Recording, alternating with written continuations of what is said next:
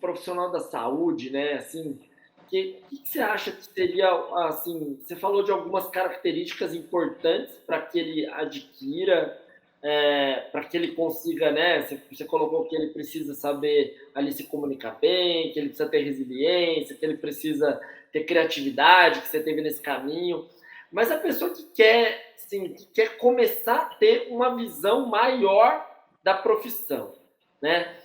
Quais características mesmo, ou quais decisões você acredita que ele precisa tomar ali, ele tem uma outra visão? Porque eu até falei isso no podcast anterior, e foi muito interessante, porque a gente fica falando, a gente tem um problema real com a área da saúde, né? Porque como a gente aprendeu nas religiões, com os nossos pais, na nossa educação na escola, que nós temos que cuidar das pessoas, faça o bem, não interessa quem, e tá tudo certo tudo isso.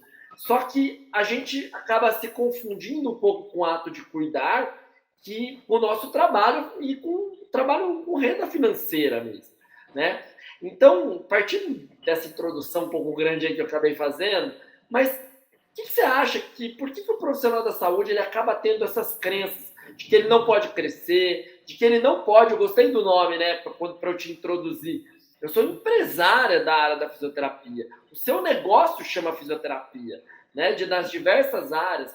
Então, o que você acha que acontece com o profissional da saúde? Como que ele sai desse ciclo meio vicioso? Olha, eu tenho que fazer isso, eu não posso cobrar, a minha hora. Como que você enxerga tudo isso? Então, eu acho que com certeza a gente tem muita crença de religião, crença cultural, e a saúde tá num ponto maior aí dessas crenças, né? Porque mas é uma linha muito tênue mesmo entre você ajudar e você cobrar, ou até mesmo ao contrário, médicos que cobram demais, né? Porque também tem as duas pontas, né? Que usam isso para poder se beneficiar muito de uma situação. Mas eu acho que o primeiro ponto, as faculdades deveriam ter matérias sobre isso. Esse é o primeiro ponto para tirar essas crenças, tá? E o segundo ponto, eu também passei por isso. Quantas pessoas, e faço até hoje, tá? Porque eu acho que a gente pode sim fazer o bem, a gente tem que retribuir tudo que a fisioterapia dá pra gente, a gente pode sim dar uma gratuidade, ajudar alguém que não possa pagar, a gente tem isso aqui na clínica. Todo mundo que eu contrato, eu tenho algumas coisinhas que eu falo para todo mundo. E uma delas é isso, fala, olha, cada profissional que trabalha comigo tem que ter, pelo menos, e eu tenho muito bom senso com isso, mas uma gratuidade para poder ajudar quem precisa. E a gente trabalha assim.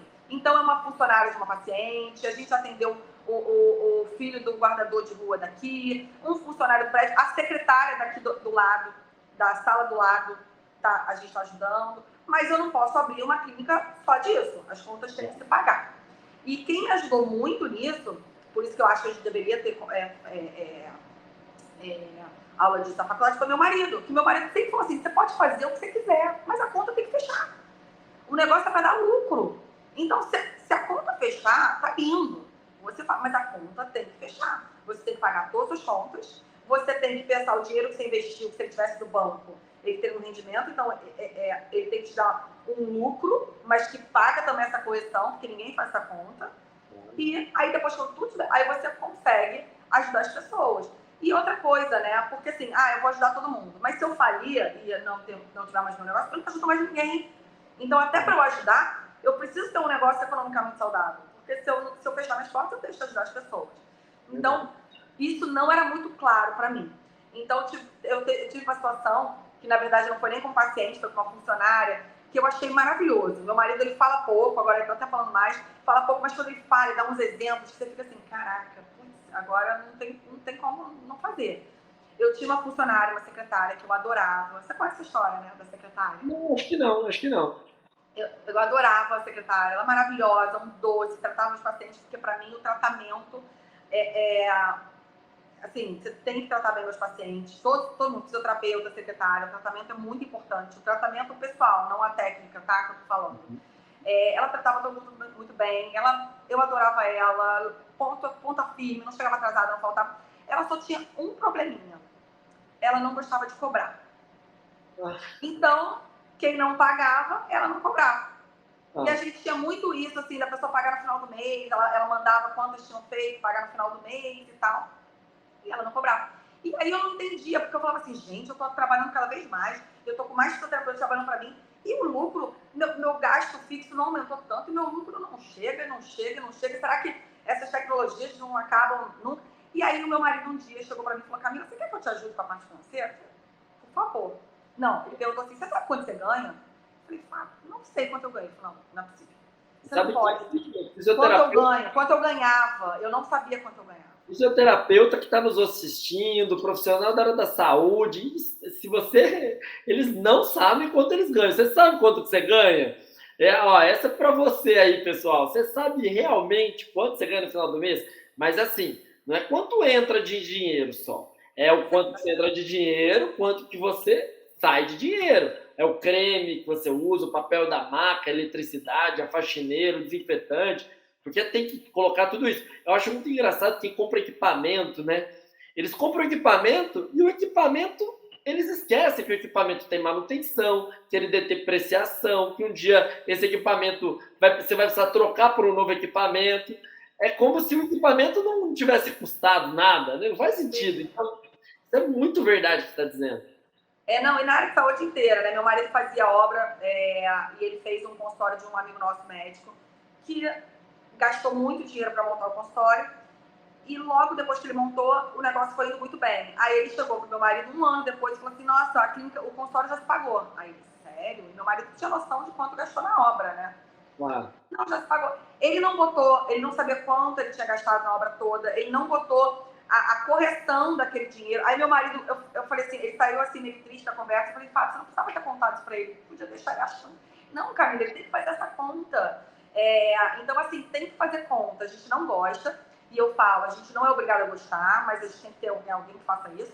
Ou um marido, ou um amigo, periquito para pagar, ou pague alguém. O problema de pagar alguém que mexer com dinheiro tem que ser uma pessoa de muita confiança, e você tem que ter uma supervisão, porque não dá. Mas tem que fazer conta. E aí o meu marido chegou para mim e falou assim, impossível você não saber quanto você ganha. Eu falei, não sei quanto eu ganho. Então vamos ver isso, planilhando tudo. Ele planilhando, ele viu que eu lembro desse número mágico até hoje. Isso eu tô falando há 15 anos atrás, mais ou menos, 13. Eu tinha 42 mil reais para receber de dinheiro na rua. E não era calote, era simplesmente pessoas que estavam ali que ela não cobrava. Eu me achei rica do dia para noite, imagina, 15 anos atrás, 40 mil na rua. Ele falou, Camila, e ela vinha, né, isso ia sendo empilhado, porque ela não cobrava nunca, não era de um mês, né? Aí ele falou assim, Camila, você tem que mandar a fulana embora. Não, ele falou assim, ela tem que cobrar. E ela não cobrava, ela não mudava. Ela, não gosto, tem vergonha, não sei o quê, nananã. Camila, você tem que mandar a fulana embora. Eu falei, Fábio, eu não posso mandar ela embora, ela é muito maravilhosa. Não, Camila, ela é muito maravilhosa, mas ela não faz o papel dela. Eu falei, mas eu não vou mandar ela embora. Aí ele virou pra mim e falou assim, então vamos fazer o seguinte. Ele é igual meu pai, fala pouco, mas quando fala um negócio que mete. Vamos fazer o seguinte, o salário dela é um salário, né, de secretária, baixo, que você vai continuar pagando o salário dela. Você vai deixar ela em casa, ela vai ser sua amiga e secretária pessoal.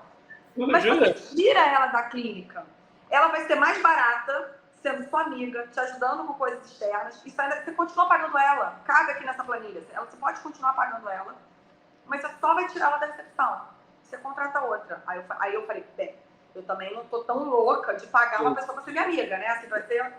Se sobrasse um dinheiro, uma estratégia, né, poderia ser você contratar uma segunda secretária para cuidar da parte administrativa e ela ser quase uma concierge ali, uma pessoa que cuidasse muito bem dos seus clientes, se isso coubesse, obviamente, no seu orçamento ali. Mas a ideia do dinheiro não entrar, porque não adianta nada, né, gente? Isso acontece muito com o fisioterapeuta, é muito engraçado. Fisioterapeuta, dentista, todo mundo que tem pacientes ali um pouco fixo, psicólogo. Isso é muito interessante. O que acontece? O paciente enche a sua agenda, às vezes, vou 2 vezes por semana. Daí, a hora que você vê o final do mês, ele ocupou aquele horário do seu, 8 sessões do seu mês, só que ele só foi 3. E aí? E aí, só que a sua hora era ali, né? Você não conseguiu colocar outra pessoa no lugar, né? Então, tudo isso pode, se você não tiver uma estratégia para que você cobre, ou ele tem que avisar com antecedência quando ele desmarcar, ou você mesma ter a capacidade de remarcar ele naquela mesma semana, ter um contrato com ele disso, porque senão o seu dinheiro está nisso também. Não é nem que ele não pagou, ele não foi. Como ele não foi, ele não pagou. E aí o valor da sua hora cai muito se você fizer uma conta real, né? Claro, claro. Porque você ficou 10 horas na clínica, mas atendeu 6. E aí a conta não fechou, né? E o custo fixo continua o mesmo, ele não diminui porque você atendeu menos, né? Exatamente. Essas coisas a gente. Parece que a gente não pensa que pode estar acontecendo. A sua secretária custou, mesma coisa. O aluguel é o mesmo. Então tudo isso é importante mesmo. E aí o que você fez? Daí trocou de secretária? Troquei. Na época eu não tinha essa estrutura grande, aí eu falei, ele fez uma coisa assim, bem caricata, né? Assim, eu não tinha como botar uma pessoa em casa pra ser minha amiga. Eu tenho contato com ela até hoje, com essa pessoa, e eu não tinha essa estrutura. Hoje, que a gente tem 3 secretárias, mais uma copeira, tenho o financeiro, então eu consigo fazer esse jogo que você falou, ter essa flexibilidade. Olha, essa aqui é muito mais comunicativa, então você vai ficar na frente e você tem mais, você é mais fechado e tudo, mas é mais organizado, e você fica fazendo essa outra parte. Então você consegue remanejar, mas quando você é pequeno é muito difícil, né? Você tem que tomar decisões, que isso é muito interessante também. Infelizmente, o empreendedor, às vezes, tem que tomar decisões certas, corretas para o negócio, não é nada pessoal. Mas até falo, de novo, se eu mantivesse ela por mais tempo e eu quebrasse, ela também ia ficar desempregada. Ia quebrar. Então, ela ia quebrar junto. Então, assim, eu acho que a gente tem que fazer conta para tudo. Tudo eu faço conta, tomo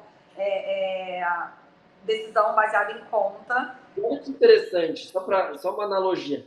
E ela, na verdade, ela tem, se ela realmente quiser continuar trabalhando com isso, ela precisa melhorar essa habilidade. Já que ela é tão boa em outras habilidades, ela precisa melhorar essa habilidade, porque faz parte do trabalho dela. Então, nós, como profissionais, nós não somos bons em tudo. Ah, mas a Camila falou que eu tenho que ser comunicativa e eu sou uma pessoa mais tímida. Você tem que desenvolver essa sua habilidade se isso fizer sentido para o seu tratamento, se isso fizer sentido para você ter uma visão diferente. Então, nem tudo a gente não nasce pronto, mas comece, né? O melhor é começar. E aos poucos você vai tendo você vai melhorando naquilo, né? E eu não tenho dúvida, assim, ou com certeza, pegar eu vendendo roupa na faculdade hoje, eu estou muito melhor. Mas se a gente vier daqui a 10 anos tiver um outro papo aqui, eu vou estar melhor ainda, porque é um crescimento constante. E eu acho que hoje em dia a maior habilidade do ser humano é nunca parar de aprender. Aprender, aprender, aprender. E saber que, assim, quanto mais você aprende, mais você sabe que você não sabe de nada.